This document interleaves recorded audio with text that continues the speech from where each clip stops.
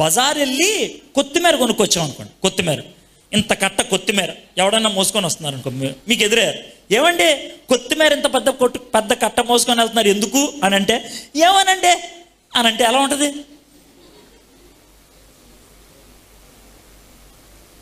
ఏమన్నా అంటాడు అలాగా? ఎందుకు కొత్తిమీర కొన్నారో? కొత్తిమీర ఎంత ఉంటుందండి? 10 రూపాయలు ఉంటుంది. 10 రూపాయలు కొత్తిమీరకి ఒక ఉద్దేశం ఉండాలి అని అంటే, ఇంత పెద్ద జీవితానికి ఉద్దేశం లేకుండా ఉంటుందా?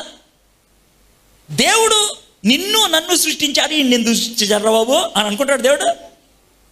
అండవు, అస్సలు అండవు. నేను ఎందుకని చెప్తున్నానంటే, దేవుడు మనల్ని సృష్టించినప్పుడు, అంటే నిన్ను నన్ను సృష్టించినప్పుడు, సృష్టించక మునిపే దేవుడికి ఒక ఉద్దేశం ఉంటుంది ఖచ్చితంగా. సృష్టించక మునిపే. ఇప్పుడు దీని మీద ఈ దుప్పటేశారు కదా, ఇది మనకు తెలిసిన దుప్పటే, కవరింగ్ వేసి కొంచెం బటన్లు వేసి హడావడి చేశారు, అందరూ తెలిసిన విషయం, నేను దాపరికం ఏం లేదు, అవునా కదా? ఈ పాస్టర్ గారు ఇంటి దగ్గర నుంచి ఈ దుప్పటి తెచ్చేప్పుడు ఇది ఎందుకు తెస్తున్నారు ఆయన తెలుసా లేదా?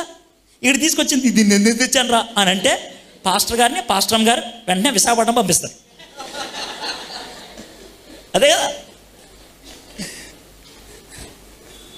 సమస్య. లేదు, ఈ దుప్పటి ఎందుకు తెచ్చాను అని అంటే ఎలా ఉంటుంది? ఉండదు. దేవుడు మనల్ని సృష్టించినప్పుడు, సృష్టించక మునిపే నిన్ను నన్ను ఎందుకు సృష్టించాడో ఆయనకి తెలుసు.